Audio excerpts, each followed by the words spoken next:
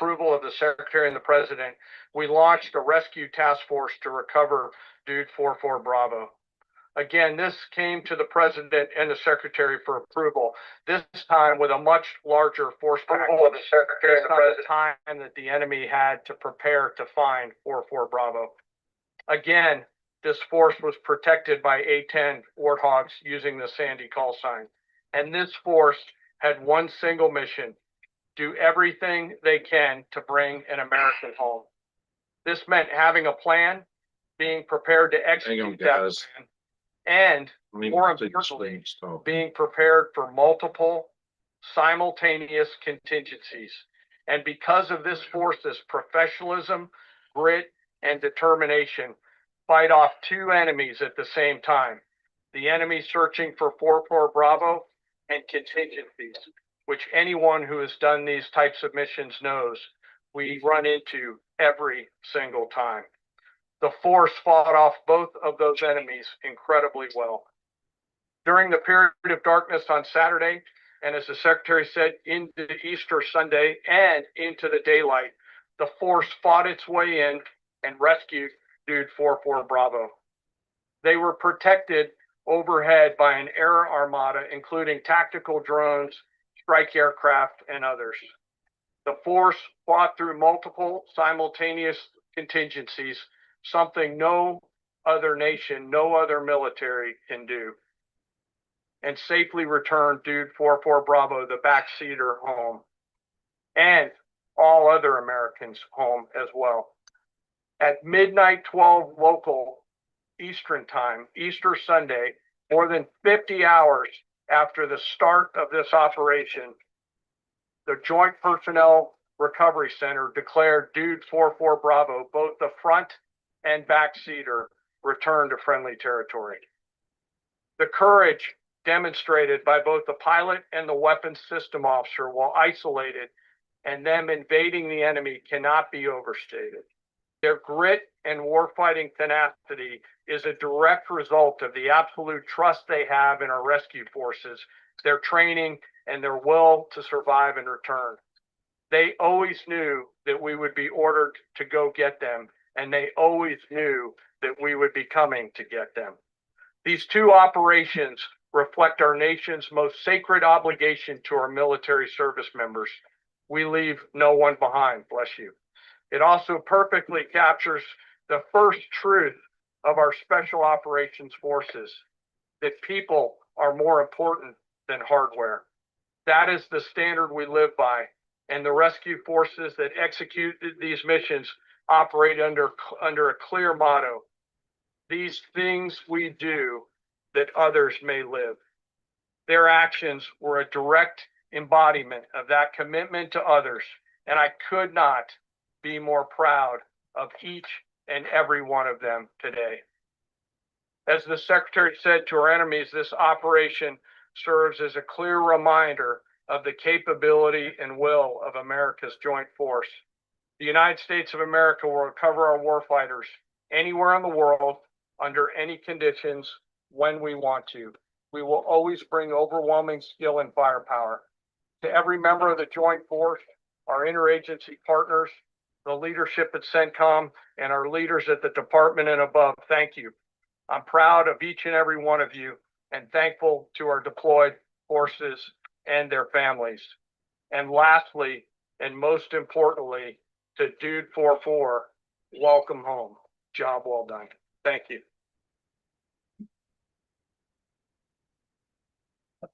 Pretty amazing. Pretty amazing. And these two gentlemen have been, from day one, they've been perfecto. You know, I got to know General Kane my first term because he was able to take out ISIS in 4 weeks instead of the 4-year projection that was given to me by other much lesser generals. I said, you know, if I ever do this again, that's going to be the head of my Joint Chiefs of Staff. And we worked it that way. It's amazing. We took out ISIS. We defeated ISIS in 4 weeks.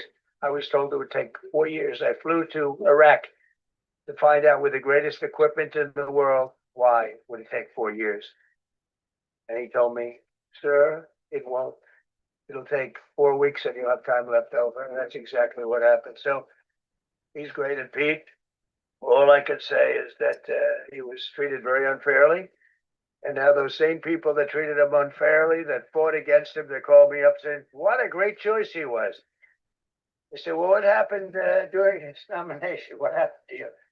I'm telling you, people that were not for him, senators, friends of mine, sir, I don't think you're doing the right thing. Now they're calling me up. What a choice. These two guys are fantastic. And John Ratcliffe was incredible. He was actually their genius that called us from, he was 40 miles away. And he said, you know, we're seeing something moving up in the mountain. It's at night. And they kept the camera on him for 45 minutes. He wasn't moving. And they said, you know, probably wrong, but we're seeing something moving. This is a vast mountain, vast, thick, with bushes, trees. So you see something moving 40 miles away. The head of a human being, I'm telling you, it's moving.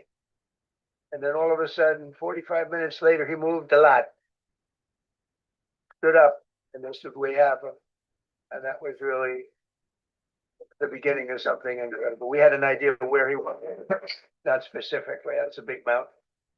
So I want to thank the CIA too. I don't think they get enough credit for the great job they've done. Yes, please.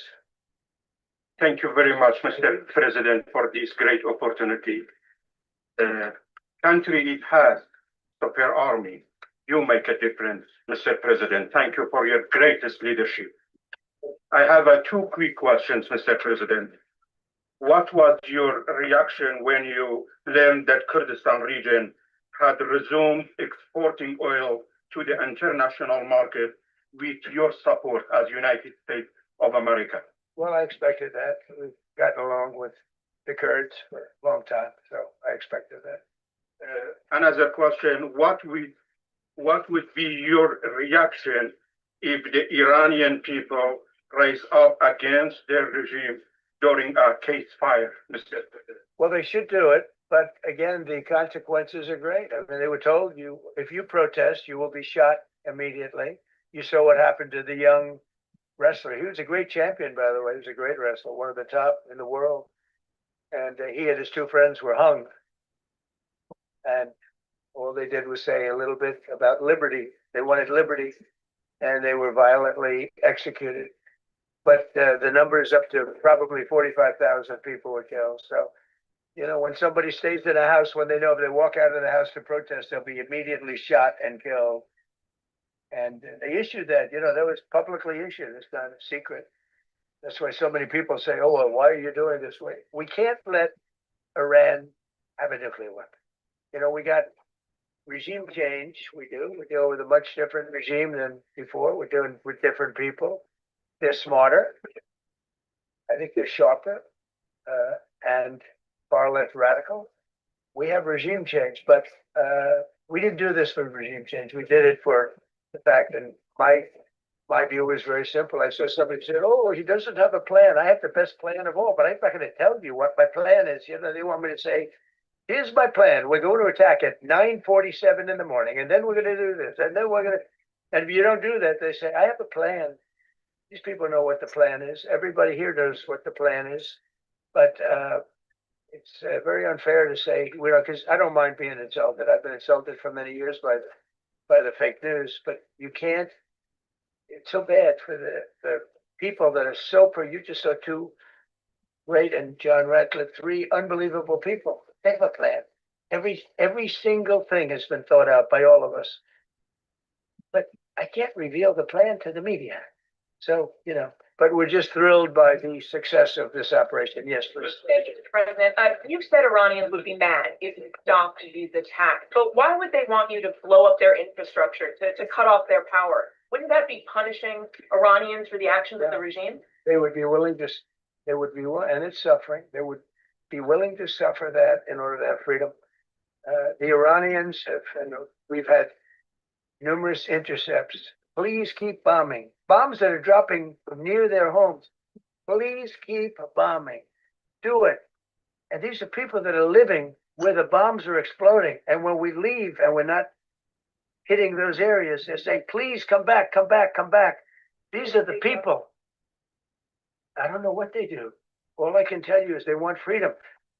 They have lived in a world that you know nothing about. It's a violent, horrible world where if you protest, you are shot. Remember the great woman protests where they had 400,000, 500,000 women, and they were all enthused and they were going to protest, and everybody said, oh, the regime's going to come to an end. And then all of a sudden, boom, boom, 5, 6 different areas. A woman would go down right between the eyes. They had snipers. They had 5 snipers. That's all it took. And those 400,000 or 500,000 women said, oh my God, what's that? Oh, look over there. What's that? A woman shot right between the eyes. And after 5 or 6 of them go down, then you start hearing the purr through the vast number of people. And then they said, oh my God, who would do that? And they're incredible people, but they've lived so horribly. They've lived so horribly. You know, Iran was a great country. If you go back 25 years ago or so, the Persian people, they're incredible, smart, brilliant, actually. And I know coming from New York, originally, I know so many people from Iran. They're incredible people, incredible energy, and very, very brilliant people. But when you're standing in a group and protesting and you have a woman, in the case of a woman, remember the Great Woman March, everybody was like, oh, this is the end of the country. And then snipers selectively picked. Every single one was shot right between the eyes from a long distance. They were on top of buildings. Where they coming from? This wasn't like a machine gun, which is also very bad. They've done that too. They did that recently. This was snipers sitting on the top of buildings, aiming and hitting women. And when they see people go down, and all of a sudden there's a riot in the reverse direction, and they never came out again. And a lot of the news doesn't talk about, they talk about, oh, women's rights. You want to see women's rights? You're not going to see it there. It's amazing when I see some of the stupid people like, you know, AOC +3, all that group. They talk about, oh, freedom for Iran. They don't tell you the real facts. Women, men, gays. How about gays for Iran? They kill the gays. They throw them off buildings. So I wonder what's going on. I can only say this. They want us to keep bombing, even if it jeopardizes, because their life is in much greater danger. They want freedom for Iran, but it's very hard for them to protest. I actually tell them, I said, don't go out. I fully understand. Nobody in this room would go out. I don't think that, because frankly, it's not a question of bravery. We're all brave, right? You're brave, I'm brave, we're all brave. But we're also intelligent. If you have people shooting at you, expert shots with the best rifles you can get, and hitting you right between the eyes every single time, and you're looking here and you're seeing and you're looking here, you're out of there. I don't care who it is. Legit. Fort Meredith Fox News. I know that. Oh, how would I know that? Go ahead. America's watching. No, can we go back to the weekend? First off, was everyone on board with the operation, or were there people that were trying to talk you out of going through with the operation this weekend? Not everybody was on. Somebody else within. No, there were military people, very professional, that preferred not doing it. These two were totally on board, which was very important. They weren't. It would have had a little difficulty. But no, there were military people that said, you just don't do this. You don't go into the heart of a very powerful military. You know, this is, hey, you have countries and countries. You have some countries where military is not their strong suit. This whole thing is militarized like nobody's ever seen before. Half the people are wearing uniforms. And we had people within the military. Usually it's not done. That's one of the reasons, you know, I was surprised. Somebody said it's the only time it's ever been done. I said, that's not possible. But it is possible. Because you're going into hundreds of thousands of soldiers along the path. I mean, look at some of the helicopters, how they got hit. So, yeah, there were people within the military that said it's a wise. And don't forget, how many men did you send altogether? To the operation. I'd love to keep that a secret. Okay, well, but I will tell you the number. I'll keep it a secret, but it was hundreds. And hundreds of these people, that's pretty good. Is he central casting? But hundreds of people went into this journey. Hundreds of people could have been killed. Forget about the equipment, a lot of equipment, nobody cares. Hundreds of people could have been killed. So we had people that were within the military that said this is not a wise, and I understood that, but I decided to do it. Why was everything, was there a point that they were gonna, that you were thinking, there's too much on the line, and somebody was saying, maybe we abort this now and wait? I mean, given the resource like the general said, it seemed like there was so much on the line here. You must have been thinking, Well, this could have completely changed. So the first one, which was in many ways as dangerous as the second, I guess it gets, because we're flying over daylight. You know, we're the best at the world at night. We have goggles that we have goggles. I've tried them. They're unbelievable. I see better with the goggles at night than I see without them during daylight. I mean, daylight today, we have a beautiful day. You see just as well with goggles. In many ways, it's enhanced. So we have the best in the world. So it's much safer for us to do it at night. Whereas other people, no other country has that capability. They don't have that particular piece of equipment like we do. But when I was told flying and in daylight, I think we flew 7 hours over Iran, and that's a long time, over unbelievably hostile territory where they have nothing but weapons. We took out their anti-aircraft, which is great. We took out their radar, which is great. We took out a lot, but they still have, you know, what hit this one was a handheld shoulder missile, heat-seeking missile. So it's not like, you know, they're totally whatever. And they had probably a little luck, because you got to get lucky. But they shot it, and it got sucked in right by the engine. But these guys were out of there. They were great. Their timing was great. But no, I was told that this is a very dangerous mission. I understood. They didn't say it's a foolish mission. They said, you know, we're going to be sacrificing hundreds of people to do this. This is, I mean, you have tankers that are flying over this area so that because the flight was so long, they had to refuel. It's a very dangerous mission. I just felt it was worth it. If you would have told me that we would have been successful, gotten both, and nobody was even essentially injured, I would have said that would be impossible. Yeah, Brent. Thank you very much. Thank you, sir. Well, come back. Okay. Given that you are now dealing, you say, with a more reasonable, less extreme leadership in Iran, what does that mean for the protesters, for the human rights movement in that country after this conflict? What's your expectation? Assume control. If we do something and they assume control, I think it's very positive, a big step. I don't think you'd see the radicalization that you have seen in the last. Look what happened. I mean, women are being executed because they're not properly clothed. They say they're not properly clothed, and they execute the women. They shoot them right on the street. No, you have a much different group of people. Now, I'm not saying we are dealing with them. Essentially, they have till 8 o'clock tomorrow night, Eastern time. But we are dealing with them. I think it's going well. Mr. Witkoff is here. JD is involved in the dealing.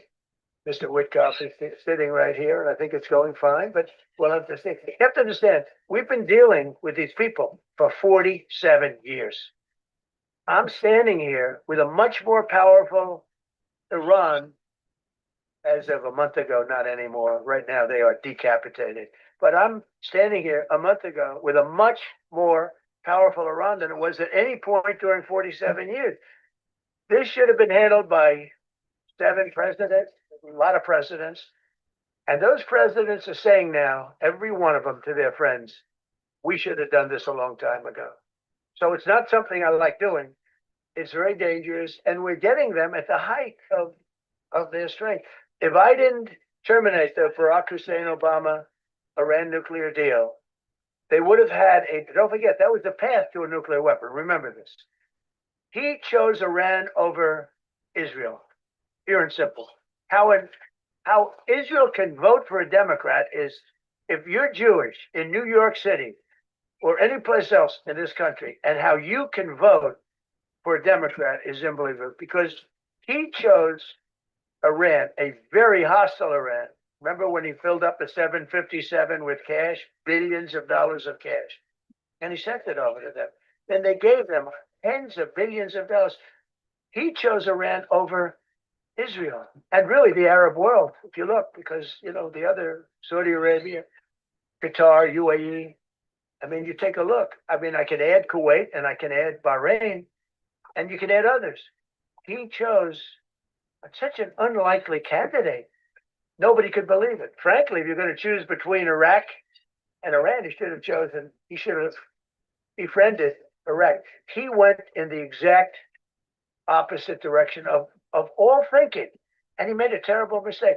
But that was a road to a nuclear weapon. And when I terminated that, everyone said, "Oh, he terminated it. It was one of the best things we ever did because he had a road to a nuclear weapon." And it was a very short-term deal. You know, countries don't do 10-year deals. Countries do hundreds of years. You don't do a 10-year deal. For a country, this isn't, you're a landlord and you're renting a store on a certain street and you give somebody a 5-year or a 10-year lease. This is a country. It was a short-term deal. It was ready to expire. I terminated it before it expired. Took a lot of heat, and it was one of the best things I ever did because he would have had a nuclear weapon. Then he would have had another nuclear weapon, had those beautiful B-2 bombers not gone in 8 months ago and obliterated that site. And by the way, the word is obliteration. CNN said, well, maybe it wasn't complete. It was so complete that they still haven't been able to get it.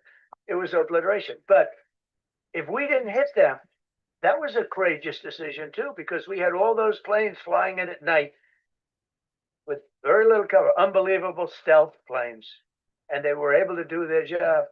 If we didn't do that, Iran would have had a nuclear weapon at a high level, either one of those two instances. And if they did, in my opinion, I told this to Bibi Netanyahu yesterday, Israel would have been extinguished. Large portions of the Middle East would have been extinguished, whether it's Saudi Arabia, Qatar, UAE, or others. And you saw that with thousands of missiles raining down upon them. They didn't think they were going to be hit. They thought they'd be watching us fight. And all of a sudden, UAE got hit by 1,500 missiles. He would have taken them out also. And they were powerful. If I didn't come along and terminate the Obama deal, which was terrible, the Iran nuclear deal was a road to a nuclear weapon, a big one, unlimited, legally. I terminated it without even much thought. It was so easy. I terminated that, and then the B-2 bombers. And I did one other thing. I had killed Qasem Soleimani, who was an evil genius. And the reason I did it, I heard he was going to knock out 5 of our military bases. And had he lived, I believe we would be fighting perhaps a different Iran right now, because he's never been replaced, you know. And I did one other, but this one was not picked up. Osama bin Laden. You read my book. I said you got to take him out 1 year before the World Trade Center came down. So I wish you'd read the book. But you, as a president, to be a good president, I believe you have to have good instincts. And a lot of this is instinct. Yeah, please. Mr. Yeah, go ahead, please. Thank you. Last week you suggested that Europe should take the lead on reopening the Strait of Hormuz. Has circumstances changed now that you're issuing a direct 48-hour ultimatum? And secondly, would a new ceasefire include Israel, or would it just be between Iran? I can't talk about ceasefire, but I can tell you that we have a active, willing participant on the other side. They would like to be able to make a deal. I can't say any more than that. But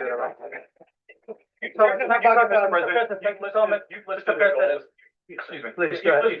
Thank you, Mr. President. Who you with? My name is Yakuda. I'm with the largest Kurdish media, the True Media Network. It's based in Iran. Go ahead. Mr. President, you said before that you don't want the Kurdish forces to enter Iran and be harmed. Do you still want them to stay away? Or what role do you expect them to play now? I'd rather have them stay away. And then, I'd rather have them stay away because I think they bring with them some problems and some difficulties. And I don't think they bring death. I mean, you know, to themselves. But I'd rather have them stay away. Go ahead. Thank you, Mr. President, for the question. Deliberate attacks on civilian infrastructure violate the Geneva Conventions and Who you international with? law. Who you with? I'm with the New York Times. Going from the New York Times. Are you Failing, the failing. Are you I see concerned- circulation way down at the New York Times? Are What's you going on concerned with that your threat to bomb power plants and bridges amount to? No, war crimes? no. I hope I don't have to do it. But again, I just said, 47 years they've been negotiating with these people. They're great negotiators. Why was that And attack not because violate they're not gonna have a nuclear weapon. And if somebody that takes my place someday is weak and ineffective, which possibly that will happen, because we had numerous presidents that were weak, ineffective, and afraid of Iran. We're never gonna let Iran have a nuclear weapon. And if you think it's okay for people that are sick of mind, that are tough, smart, and sick, really sick, from a policy standpoint, from a any which way you want to say, mentally, these are disturbed people. If you think I'm going to allow them, and powerful and rich, to have a nuclear weapon, you can tell your friends at the New York Times, not going to happen. Being violated Quiet. international law. You no longer have credibility at the New York Times. Because the New York Times said, oh, Trump won't win the election, and I won in a landslide. I won every swing state. New York Times said, oh, Trump won't win the election. New York Times has no credibility. The credibility they have is it used to be all the news that's fit to print. The old gray lady, it was great, but they're running on past fumes, and you can't keep doing that. You have to be able to give the correct news. And people like you, who I know, are fake. You're fake. Go ahead, please.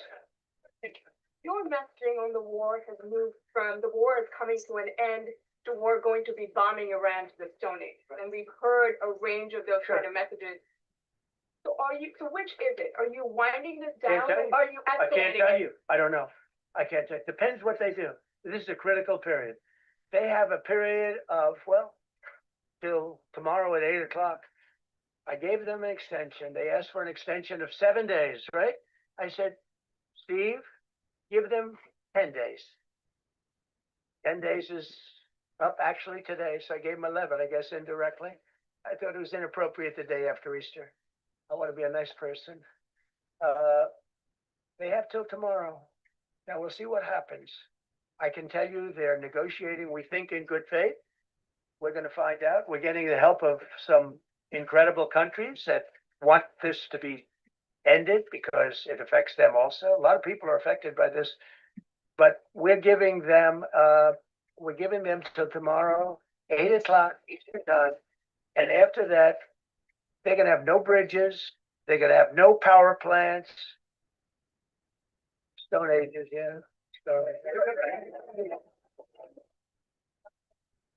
CNN fake. Are you willing to make a deal that does not include reopening the Strait of Hormuz, or is that now a top priority? I would say it's a very big priority because, see, that's one thing that's a little different than other things. We can bomb the hell out of them. We can knock them out for a little bit. But to close the strait, all you need is one terrorist that somehow has a truck loaded with, because you can carry them in trucks, large trucks, a water mine, drop them in the water. And now you tell people that own ships that cost $1 billion to don't worry about the mine. You can do that even just by saying we put mines in the water. So it's not like the rest. We can knock out their military. We already have. We've knocked out their Navy. We've knocked out their Air Force completely. Knocked out 158 ships in 3 days. We've knocked out even their mine droppers. They don't have any mine droppers anymore, but they put them on other boats and they could drop them. I'm not even sure they have any mines there, by the way. I'm not sure. I'm personally, they say there might be 8. I don't know. I think there might be none because they're very good bullshit artists. That's why for 47 years they've been bullshitting other presidents and they haven't done the job. And people are living in hell. You live in that country, they're living in hell. No, I think that 47 years of this stuff is long enough. They're at the weakest point they've ever been.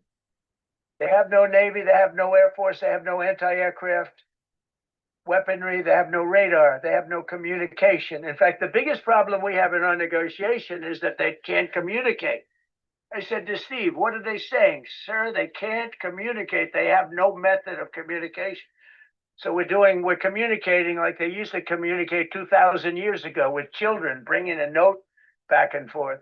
They have no communication. But all I want to see is I want to have a safe world. And you're not going to have a safe world. Israel will be gone. The Middle East will be gone. And then they're coming for Europe. And I have to tell you, I'm very disappointed in NATO. Very. I think it's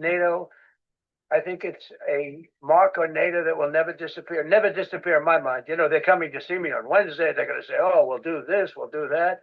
Now they all of a sudden want to send things, you know. But they said it loud and clear at the beginning when I spoke to UK of all. I would have said they would have been the first because they're the oldest. And I say, yeah, I'd love to have a little help. He said, no, sir, we'd rather wait till you win. I said, I don't need help after we win. They have 2 old broken aircraft carriers, barely work. I said, I guess we can use them. Who the hell knows? I called the general. He didn't even want them.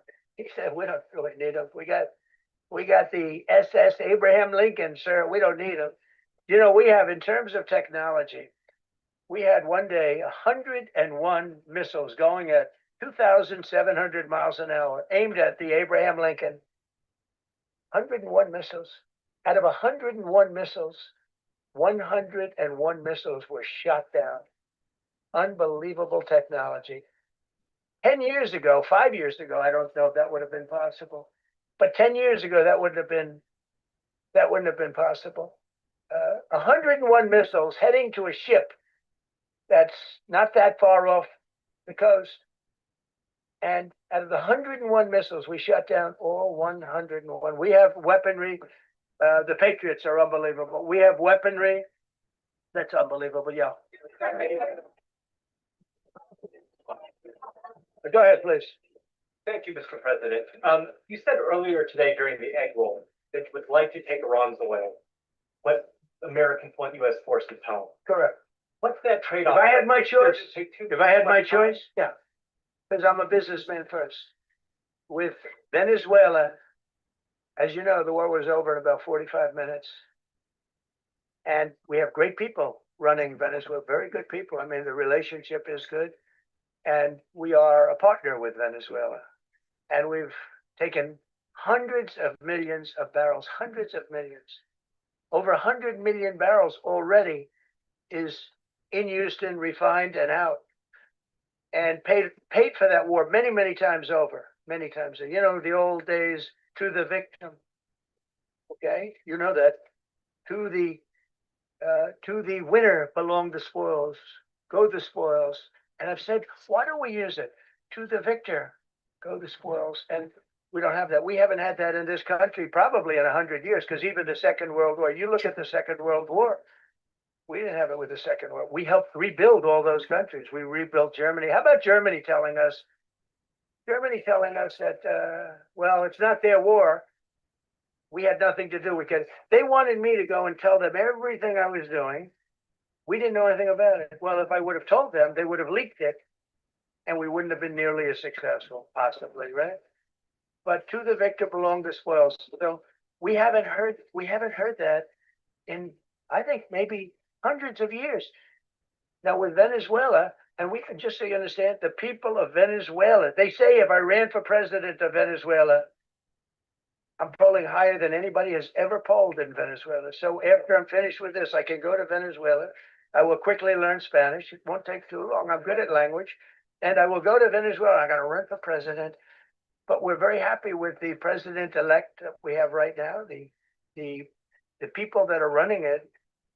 If you remember Bush with Iraq, they fired the generals, they fired the police, they fired the people that worked in their equivalent of the White House. They fired everybody. And you know what they had? They had a mess. And you know what happened? ISIS formed. Those generals and those soldiers got together. The police got together. They all got together. They formed ISIS. Not going to happen with us. So Venezuela has been an incredible situation. We went in. We were very successful. Military power like nobody's ever seen. The general, Venezuelan general, said, I was on that site. I said, I've never seen ferocity like that. I've been doing this for 40 years. He said, I've never seen it. They hit us from 17 different, They were all set. They saw that big, beautiful aircraft carrier, the Ford in that case, and planes were pouring off it at 1 o'clock in the morning. So typically when you see that late at night, you know, you could be in trouble, right? And we were all ready. They had their equipment. It was Russian, and they had Chinese equipment. It was all set. They were going to give us a fight. He said, and then they came, and they came at speeds like we've never seen. And they came at 17 different angles. The general and his people, that was a lot of angles. They hit him from every angle. He said, we knew it was over in 3 minutes. We were waiting for them. Their equipment didn't work. And there's a reason it didn't work. Someday we'll explain that to people. They pressed the button, nothing happened. They pressed it again and again, nothing happened. And he said, we knew this whole thing was over in 3 minutes. We've never seen any, he used the word ferocity. The ferocity of these planes from 17 different angles, and it was over. They went inside. And remember, that was on a military base with thousands of soldiers. And those soldiers looked and they said, get the hell out of here. Thousands. We didn't have thousands. We had like 200 people.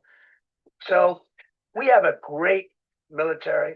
And I'll tell you what, somehow this rescue captured the world's attention, more so than normally. You're talking about 2 people. But this rescue captured the world's attention. But we did it in Venezuela. That was amazing. And now we have a very bad man in prison and going to trial. I mean, he released, aside from the drugs, which he was terrible, Maduro released hundreds of thousands of people from jails into our country. Drug dealers, murderers, the worst people in the world were released into our country because we had a stupid president who probably didn't know. And we had a border czar who never went to the border and never once called our great border patrol agents, right? Not once, Kamala. She never called the border patrol. She never said, how are we doing? I used to call the border patrol guys every day. You can ask them, Paul, ask any one of them. Brandon, ask them all the time. How are we doing? How are we doing? And we now, I'm proud to say, have a totally sealed border. 9 months, nobody is coming through our border. And nobody even tries because they know they're not going to get through. So we don't have caravans anymore. So maybe 1 or 2 more and we'll be done. President, are you allowed to, or are you willing to end this conflict with Iran charging tolls for passage through the strait? Us charging tolls? Iran, is What about us charging tolls? that something you're considering? I'd rather do that than let them have them. Right? Why shouldn't we? We're the winner. We won. Okay. They are militarily defeated. The only thing they have is the psychology of, oh, we're going to drop a couple of mines in the water. All right. No, we have a concept where we'll charge tolls. Yeah. I thought you meant us. Your question would have been more accurate if you said us. Verify, in order for Iran to successfully meet your deadline tomorrow, do they have to make a deal, open the strait, or both? We have to have a deal that's acceptable to me. And part of that deal is going to be, we want free traffic of oil and everything else. Thank you very much. You said glory be to God in this conflict. Do you believe that God supports the United States actions in this I do, war? because God is good, because God is good, and God wants to see people taken care of. God doesn't like what's happening. I don't like what's happening. Everyone says, I don't enjoy this. I don't enjoy, these 2 guys don't enjoy it. You know, people say, oh boy, they're so tough. I don't like seeing people killed. I've ended 8 wars. Nobody's ever done it. The person who won the Nobel Prize came to me and said, you deserve the Nobel Prize. She announced that. When they announced, they said, goes to Maria. She's a great person, really a good person. She said, no. This is ridiculous. They gave me the Nobel Prize. President Trump ended 8 wars. I could go over every one of them, including India and Pakistan, where the Prime Minister of Pakistan said, President Trump saved from 30 to 50 million lives. That makes me much happier than what we're doing right now. That makes me much happier. We have 1 more to end, by the way. Okay. You called yesterday in your Truth Social, you called the Iranians crazy bastards. True. What is your response to critics who say that? I don't care about credit. What is your response to critics who say that it's your mental health that should perhaps be examined as this war Well, continues? I haven't heard that. But if that's the case, you're gonna have to have more people like me, because our country was being ripped off on trade, on everything for many years until I came along. So if that's the case, you're gonna have more people. Dasha, go ahead. Dasha, You go. said that very little is off limits in Iran as far as the targeting, Yeah. including power plants, bridges, you mentioned those. Very little is off limits. Are there certain kinds of civilian targets, though, I'm thinking? I don't wanna tell you that. I don't wanna tell you that.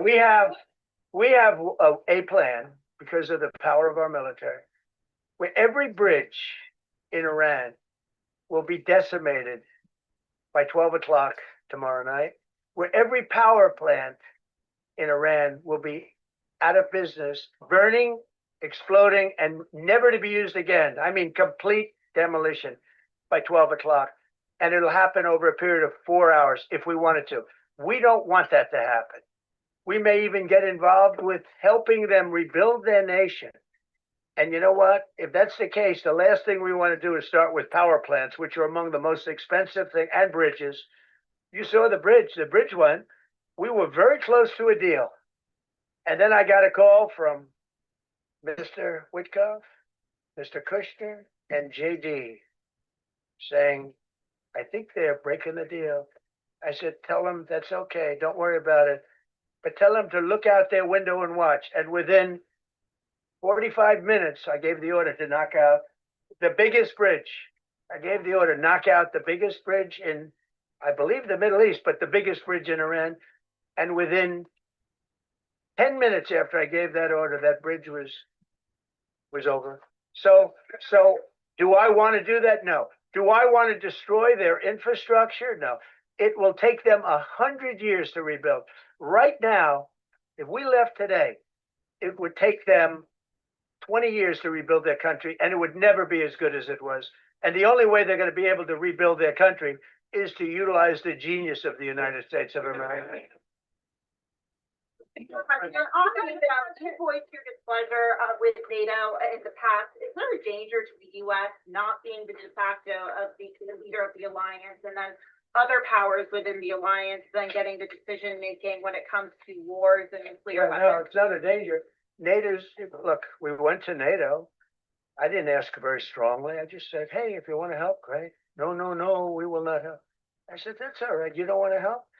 Because I've always said NATO's a paper tiger. See, NATO's a paper tiger. Putin's not afraid of NATO. Putin's afraid of us, very afraid of us. And he's explained it to me a lot of times. I got to know him very well. I know him very well. NATO's a paper tiger. NATO is us. And when we needed them, but we didn't need them, by the way. We didn't need them, obviously, because they haven't helped at all. Just the opposite. They've actually gone out of their way not to help. They didn't even want to give us landing strips. Think of it. And it's not just NATO. You know who else didn't help us? South Korea didn't help us. You know who else didn't help us? Australia didn't help us. You know who else didn't help us? Japan. We got 50,000 soldiers in Japan to protect them from North Korea. We have 45,000 soldiers in South Korea to protect us from Kim Jong-un, who I get along with very well, as you know. Do you notice he said very nice things about me? He used to call Joe Biden a mentally retarded person, okay? So don't tell me about your stuff. Joe Biden, he said he's a mentally retarded person. He was so nasty to Joe Biden, it was terrible. But to me, he likes Trump. And you notice how nice things are with North Korea? It's very nice. But we have 45,000 people, soldiers, in harm's way, and right next to Kim Jong-un with a lot of nuclear weapons. 45, which should have never happened if a certain president, I'm not going to mention this president because I happen to like him, believe it or not, but if a certain president did his job, Kim Jong-un would not have nuclear weapons right now. But they're all afraid to do their job properly. But just to conclude and just to finish, Japan didn't help us, Australia didn't help us, South Korea didn't help us, and then you get to NATO, NATO didn't help us. There were some countries that did. Now, countries that have been good, now you could also say they're got to be a little bit more involved because they're in the territory, but Saudi Arabia has been excellent, Qatar has been excellent, UAE has been excellent. Bahrain, Kuwait. I mean, Kuwait did shoot down 3 of our planes. The only planes really that we lost with friendly fire, they call it. I call it unfriendly fire. They unfortunately didn't know how to use our great Patriots. The pilot said, "What kind of a missile's coming at us?" Patriot. Boom, they got out. Because they know a Patriot never misses. So they had beautiful Patriots. There were planes heading in their direction. Unfortunately, they decided to shoot those planes. They were our planes. So, NATO is a paper tiger. Now, he's coming to see me on Wednesday, as you know. He's a wonderful guy. Secretary General is great. And Mark Rutte, he's a great person, but he's got, and it all began with, you want to know the truth? Greenland. We want Greenland. They don't want to give it to us. And I said, bye-bye. Okay, thank you very much, everybody. Thank you.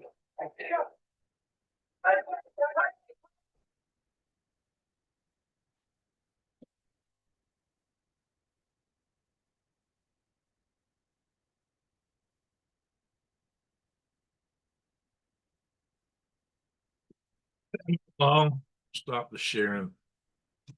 Where is my cursor at? Oh my God, this computer is terrible. Come on. I got no control over my cursor almost. Trying to select the stop share. I'm gonna have to do it on my phone. Fortunately, it's a touch screen. Oh yeah. Okay, now where am I at? What's that? Come back to my screen here. Got no cursor.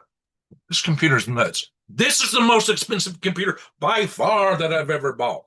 It is the worst computer by far I've ever bought. It is a horrible machine. It's a Lenovo Yoga top end. It's supposed to be the most powerful one they had in the store. It is a piece of absolute junk. I sent it back several months ago to get it repaired. It had overheated. It was burning components out. The day I got it back, it overheated. The day I got it back, after they had it for weeks. Yeah. And I can't do without a computer for weeks. I transferred everything over to another little old laptop that had keys that were sticking on it, had its own issues, which was a smaller Lenovo, which overheated a little bit too, but not as bad as this one. The bigger they are, the worse they are. And so, it's just been a frustration for me. I'm going to have to turn this thing in. I'm trying to get my files off. It is failing. Everything else failing. It's a horrible piece of junk. Money spent on computers does not equate to how good they are. The Artemis mission is on the way. I'm seeing it on another computer here. I've got a meeting to attend from my day job in less than a half hour. They are axing most of us. Most of us about to lose our jobs. So I do want to see what the bosses got to say if they get any news. So pardon me for my rant there. I'm just aggravated with this computer. I can't control the mouse on it. I'm trying to broadcast from it. I got the other computer that I might have used somewhat in the shop right now. I've got some serious computer problems. So I'm doing the best I can to bring you what I can when I can.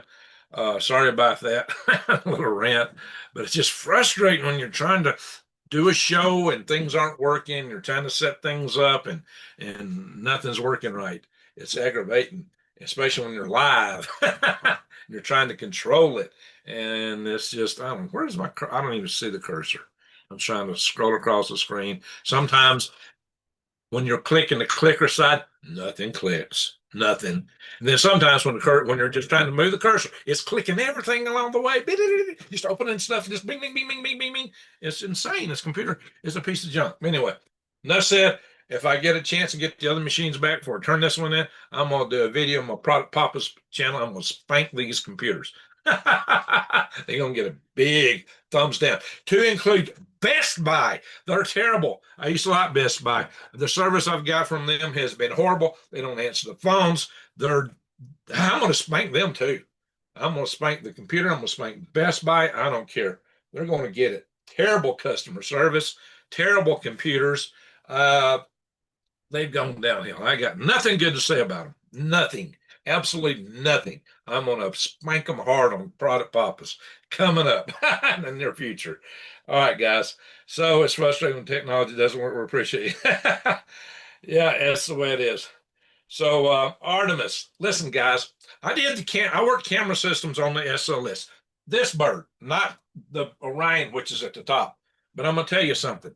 When you are in a bright situation where you've got the sunshine is brighter in space than it is on the ground, considerably so, because it's attenuated by the atmosphere here. And you got a camera pointed out and looking over something white, it's going to wash out everything else. They're darn lucky to see the moon almost.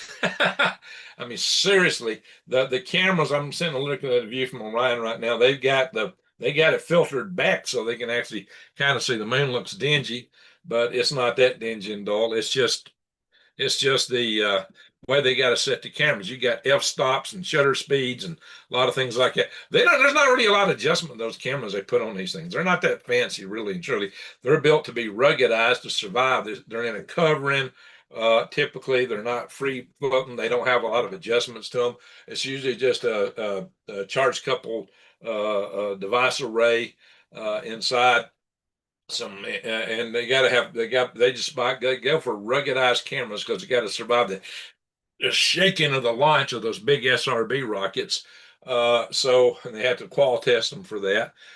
So yeah, they got a lot of environmental stuff they got to survive. There's not, they don't have a lens controls, and one of the things that I worried about was the stupid glass falling out or something breaking. You got to worry about fodder, generation of FOD. Not fodder, FOD.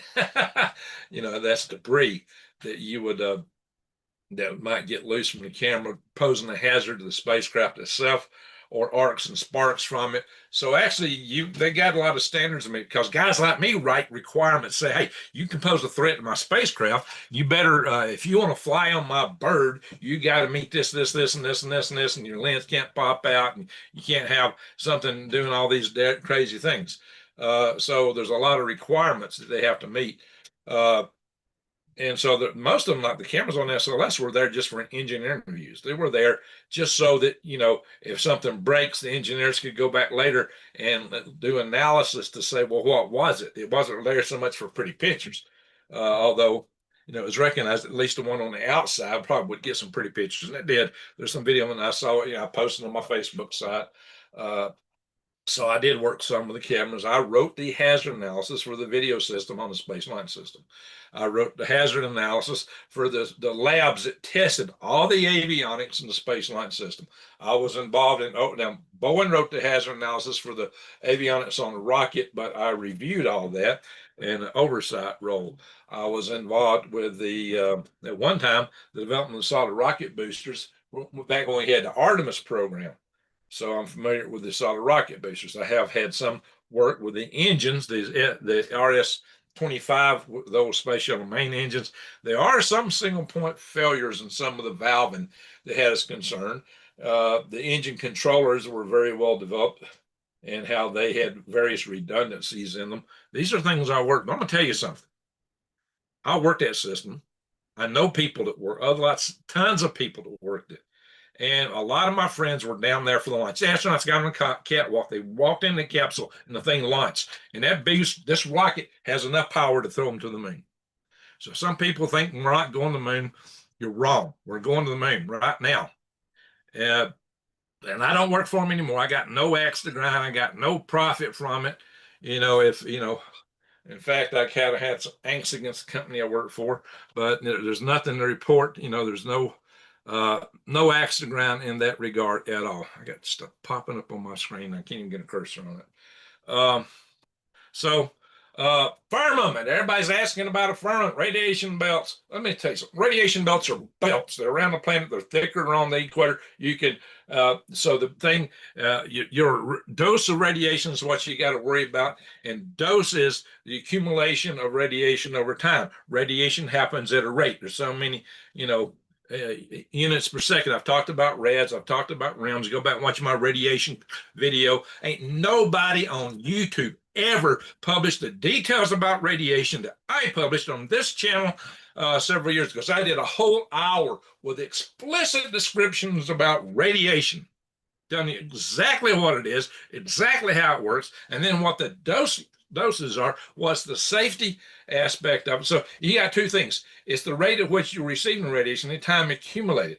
So If you can punch through the radiation belt like really quick, that probably won't be a problem. But you know, at the rate they're going, what they're doing is actually fly over and around the radiation belt. It is a belt, not a sphere. It's densest around the equator. People ask about that all the time and get tired of hearing it, quite frankly, because I've explained it a zillion times. It's a belt. It's thickest at the equator. They fly over that. But they don't spend a lot of time, even in the weaker area. They go zoop. They could actually fly totally out of it. They don't bother because they don't have to. So, yeah, they fly around the thickest part. So that is something I hear. Some firmament. Everybody's talking about a firmament. They think the Earth is flat and there's a big platter dome over it. No, that is not true. Absolutely not true. Space is a vacuum for light years and light years and light years. And the proof of it is long-term comets and even short-term comets like Halley's Comet that would come around every 76 years. And then there's comets that come around hundreds of years. There's comets that come around thousands of years and some tens of thousands of years.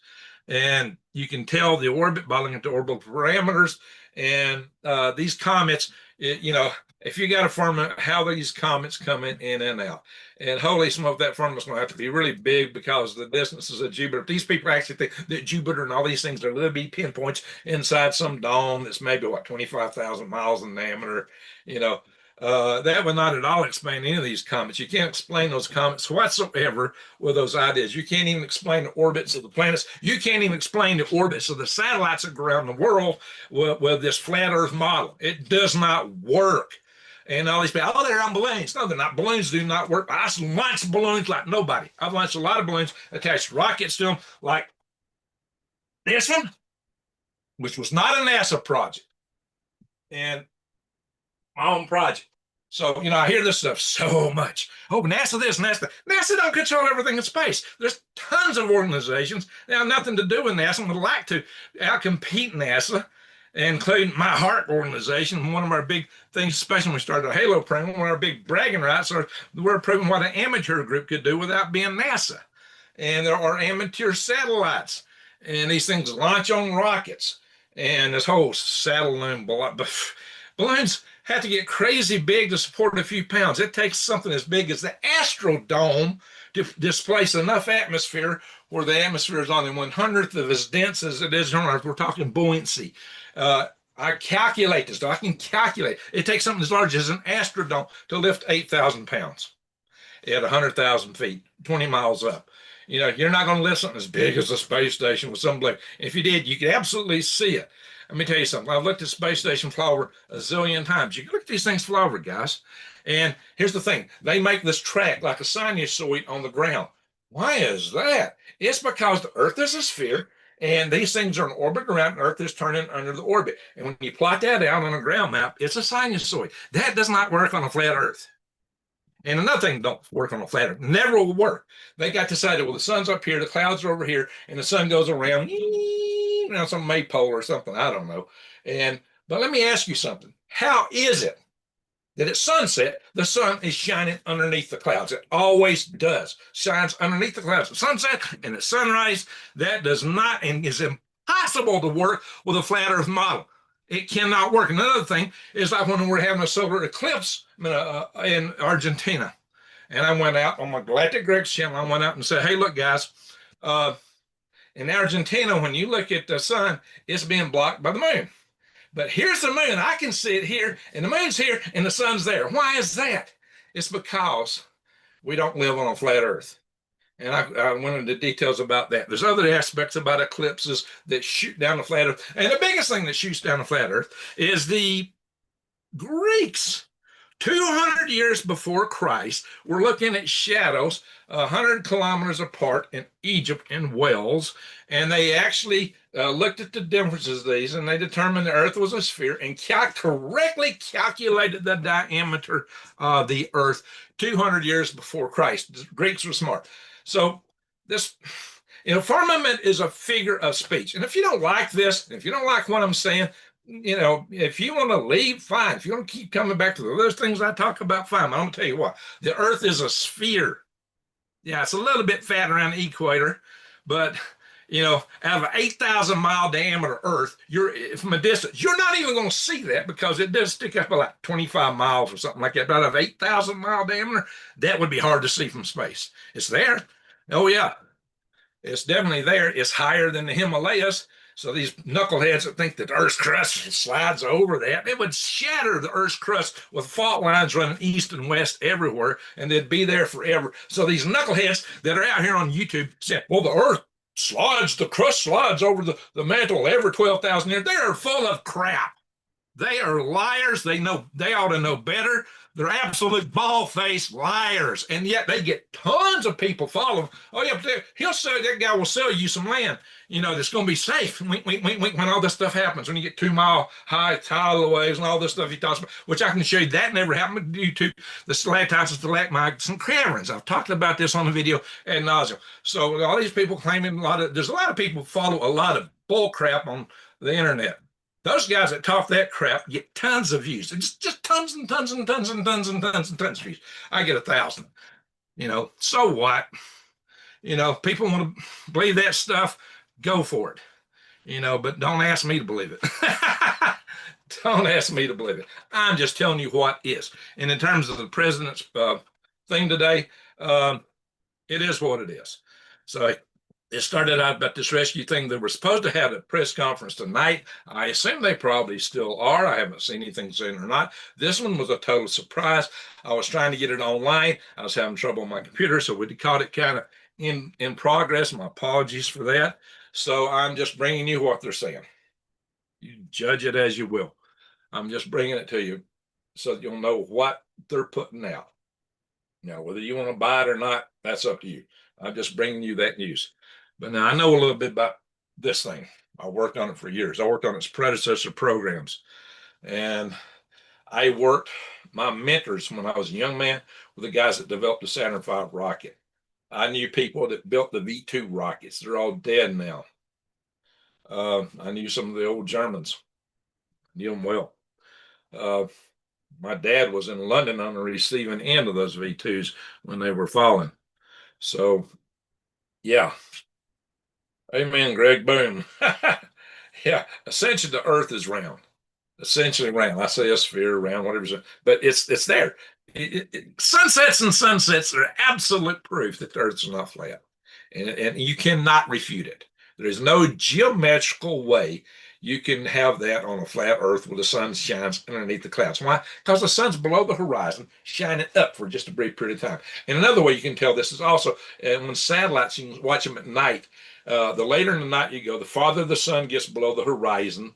There's a window when the sun is just enough below the horizon. It's still lighting stuff in orbit, but it will only light stuff more. The later it is, more to the west. And you can watch these satellites wink out when they're orbiting from west to east, which is the most common trajectory for anything other than a polar satellite. Polar orbiter satellites, not so much. But now, what Elon wants to do is put satellites in the sun synchronous orbit, where the orbit twist at the rate of the Earth's rotation, when they're always in the sun in a sun synchronous orbit, polar orbit. It's a special type of polar orbit.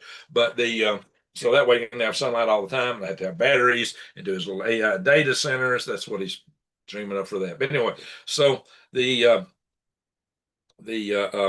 going to say? Yeah, you can watch these satellites, and later they are, the sooner they wink out. And when they wink out, they're in the sun's light. They're no longer in the sun's light. So there's a window in the evening, and that window is longer in the summertime when the Earth is more facing toward the sun, the northern hemisphere. For us, that window of when you can see satellites after sunset is longer. And it's exactly what you'd expect on a spherical Earth, not what you would get on a flat Earth at all. Because if it was a flat Earth, you'd see all those satellites all the time. How far the sun would be? It's about this whole, yeah. If I get on an airplane and fly across the Atlantic at night, I should be seeing the sun. Hey, thank you for the super chat, Ransom. How you doing? Amen, Greg. Boom. The unintelligence of a flat Earth and massive crust shift. Amen. Amen. Those people that taught that crust shift stuff are liars. Flat, ball-faced liars. Now, they'll probably come and attack me for this because they got trolls that go to other channels and attack people. Well, yeah, prove me wrong, because I can prove you wrong instantly. with no problem. And yet it's like falling off the log easy to prove these knuckleheads. Look, the guy's a court reporter and he acts like he's some kind of astrophysicist, knows better than all the other astrophysicists. He's a con artist from the get-go. I haven't said all this. I don't know. YouTube does not like it when you talk against others. So I'm not naming them. YouTube, you know what I'm talking about. YouTube sometimes will fry you for talking bad against another YouTube channel. But yikes, guys, that is just nuts. That is nuts. So you got it. I've said it. I've said it before. I've talked about it. And I went through and calculated how many nuclear Hiroshima bombs, actually calculated the number, just if you could directly apply the energy to water without having vaporization and other blocking effects, how many it would take to evaporate 600 feet of seawater, as somebody related to that guy claims. Ridiculous. You'd be melting all the rocks on Earth. There's just so many ridiculous claims that people are making out there. And that guy's supposed to be an engineer, a scientist, whatever. That guy's an idiot that claims that stuff. Because I went through and did the calculations and I showed you a whole lot of stuff where they were wrong. I know why he got where he got. I know why he went there. But he got off on the tangent and he was wrong. Absolutely wrong. Guys, I am an engineer. I can figure things out. I can calculate stuff. It might take me a little bit, but I can figure stuff out. There are ways to answer questions. So, yeah, but there's people that put just absolute rubbish out. They put so much of the stuff on the internet that, if you're not science oriented, most of you aren't, and that's okay. You don't have to be. That's why you got me here. But if you're not science oriented, you see these doofuses go, well, how come this, how come that, and this can't be because this, they don't know what they're talking about. So, come listen to me because I can look in and go, well, what's really happening? Why does it look like this? Why does it like that? Because I'm an engineer. I've worked space stuff for decades. And I was a space advocate before I became an engineer. Why? Because I believe space is crucial to our survival. I'm not just an engineer work. I'm an advocate for this because it's the ultimate prep. And I wouldn't have spent my hard time, money, and all this advocating the stuff if I didn't believe in it. Trust you, me on that. I could have found other things to do and had more fun and saved more money. Better ways to spend time, but I did it because I believed it was important. Ben has been messed up a lot of people. Yeah, Jason, you're absolutely right. It's a bunch of rubbish. Move next to a prison for the apocalypse. Yikes. Yeah, when the power goes out and the gates come wide open, all those people come pouring out. Yeah, I don't think I want to be there. Well, might get some, well, I don't know. Might be a good way to feed my worms. Guys, I got to go. I got a meeting coming up in about 6 minutes. I got to get ready for to see if they got any word on our job. So I will come back shortly and go. I'm looking at the Artemis. They're still a fair distance from the moon. Can't read this, the things. I don't know. I might wait a little bit, but I'm going to come when they start getting closer. I'm going to go live on Galactic Greg's with this Artemis mission. Probably an hour, maybe 2 hours from now. It's going to be a little bit, but they're going around the moon today. So, yeah, all right. So the Earth doesn't have to heat anything to lower than ocean 600 feet. As a matter of fact, it's exactly. Well, they were claiming that the sun has micronovas, and these micronovas evaporate 600. Guys, if you had, I could spend a half hour talking about this, shooting that down. If you want to hear that later, I'll do it. I've done some of that in a video I did talking about the Chan Thomas stuff several years ago. And there's another channel I've shot down a lot, claiming that the Earth's going to get hit by an asteroid swarm in October, and it'd be so many, nobody could not deny it. Would be impossible to deny it. I got intel from my sources and intel agencies, blah, blah, blah, blah, blah. As soon as I heard it, I went on a video and I shot him all to pieces, said it's not happening, will not happen, and here's why. Didn't happen. But the next year he comes out and makes the same claim all over again. So, okay, but he's still got a lot of followers. I mean, some people come out and talk bull crap. Absolutely wrong. Get it totally wrong. Twice. And their followers don't, they still go, oh yeah, this guy's got it. He's got the answers. Yeah. I don't get it. I got to go. Got 4 minutes. I got to go. Hey, thank you all for watching. Thank you all for the super chats. We had 3 super chatters today. That's awesome. I hope to be back if they do another press conference tonight. So we'll see how that goes. Thank you all for watching. Thank you, super chatters. And to all have